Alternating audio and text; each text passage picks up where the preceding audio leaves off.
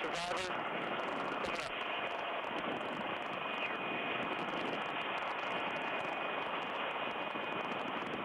That's the survivor of this little aircraft.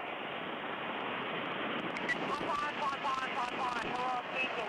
United States Coast Guard, Sector Houston, Galveston, Texas. Am I able to come left sending back to that schedule? What's that? Am I able to come left sending?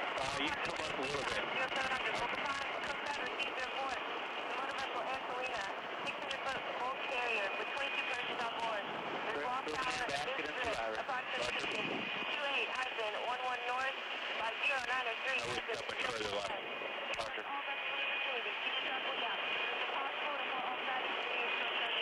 She does have 2 dogs with her. Roger. All right, I still got you lit from the left, so you need to come right some. Roger. Coming right.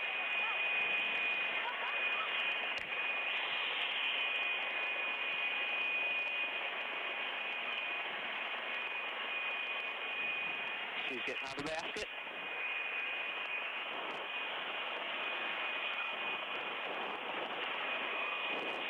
I'm ready for rescue delivery. Takeaway truck again. Rescue takeaway truck 2 for basket delivery to truck. Is complete. Go on hot light. Call me in. Roger, on hot light. That truck in sight. Truck is at shore. 1 o'clock. 25 yards. Quarter right 25. Basket go down. Quarter right 20. Quarter right 15. Hold. You go right 10. That's it, halfway down. Right 5. That's it, halfway down. Hold. Hold right 5.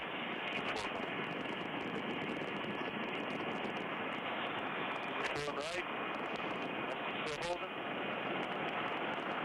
Hold. You go forward 5.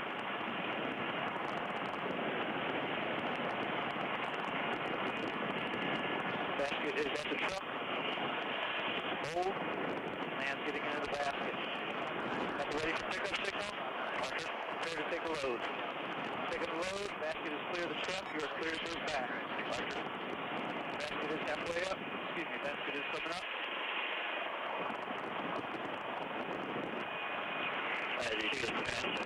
Picture back here. Basket's halfway up. Roger.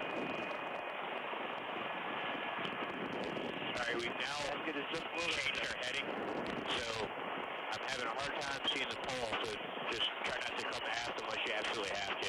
Roger. Just over the cabin door.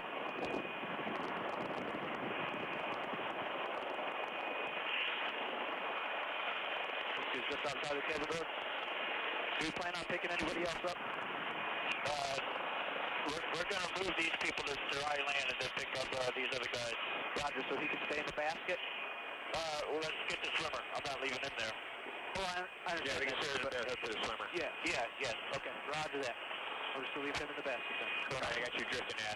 And we're live once again. We're here in Morgan's Point. We're going to bring in Chief Petty Officer Mike O'Berry.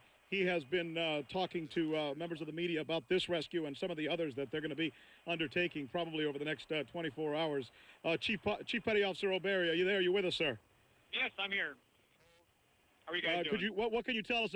What can you tell us about this particular rescue that we were just watching for the first time with our viewers? Well, you can obviously, as the viewers can see that it's dramatic footage of us helping out folks that are stranded. One of the keys is the Coast Guard right now has probably half a dozen aircraft out in the area trying to doing some of the search and rescue. But also one of the things we see this rescue video and obviously we want people to heed the advice of evacuation so they can. We're lifesavers by nature, so it's we're glad that we can be there to help. But on the same note, as the storm gets closer to Houston, we're going to have to kind of tie our stuff down, and we won't be out there for much longer. Do you get a sense that people may not have made the realization that this thing was quite serious and that it really was coming for this area, that they didn't make that decision or that realization soon enough from what you've seen out there so far? From what we've seen, I'm not sure if people have not made the realization. I don't want to, talk for the folks that are out there. But for the Coast Guard, our job, we want to make sure that if people do get stranded for whatever reason, that we're available there to, help them, get them to dry land and safe harbors. You know what I was troubled by as I was looking at some of the video that's been coming in all day? I've been looking at some pictures from marinas, and I am seeing an awful lot of boats on those marinas. I'm seeing boats that are harbored, docked.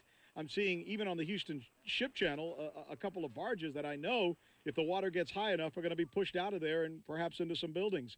Are you as concerned about that as I am, just looking at the picture? Typically, when we put out the weather conditions, it's kind of to remind, especially personal vessels, if they're sailboats, and we give advice on how to tie those down appropriately, and give good advice on that, and we can give updates as the storm approaches. As it comes to barges and some of the commercial traffic, we set heavy weather plans that we review from each of these companies, and ships that come in have to submit something to the Coast Guard. We kind of review that and look at that, and they have some advice and mandates of how they need to tie up those barges. Some are allowed to stay in there as long as they follow their heavy weather plan. They, hopefully should not cause any problems. Even in for New Orleans. So, go ahead. Well, I'm just curious. How do you tie up a boat when you tie it up? It's in one place, and then later after the storm comes through, the water's going to be 20 feet higher. What do you do? Do you leave 20 feet of slack so the boat will go up? I mean, how is that even possible? Yeah, a lot of those we have, a lot of them are probably tied together. I have not seen the images of the barge. Sometimes they will fleet them multiple together, and they may have some of that so they can go up the rising waters and come down. Most of those barges, their heavy weather plan stipulates the different things for the different category storms so that they do not pose any threat to the docks. And if there's any, if anything breaks, we do monitor that. We send teams out before the storms. They do spot checks to see if there's any things that don't look right or have not following their plans, and have those adjustments made. Obviously, the best thing to do is to get enough information ahead of time, at least 2 days before the storm comes.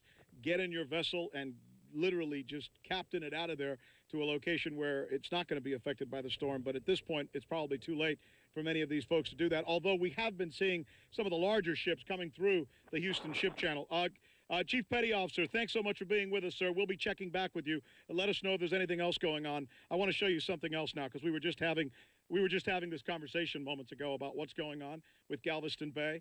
Now, remember, as the storm comes in and the surge comes in, this is where all the water is going to be pushed in.